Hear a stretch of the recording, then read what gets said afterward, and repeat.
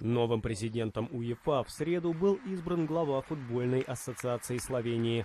За Александра Чеферина на Конгрессе в Афинах проголосовали 42 делегата. Его соперник Михаэль Ван Прак из Нидерландов набрал 13 голосов. Спасибо за вашу фантастическую поддержку. Это большая честь, но в то же время огромная ответственность. Для меня это очень много значит.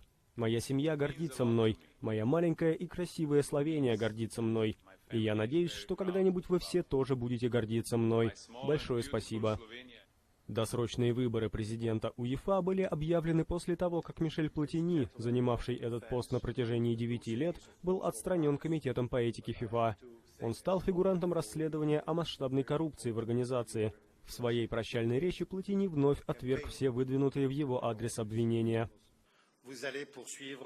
Вам придется продолжать выполнять эту замечательную миссию без меня, по причинам, которые я не хочу здесь обсуждать. Знаете, дамы и господа, моя совесть чиста. Я уверен, что не совершал никаких ошибок, и буду продолжать доказывать это в суде. Александр Чеферин уже рассказал о некоторых изменениях, которые намерен ввести.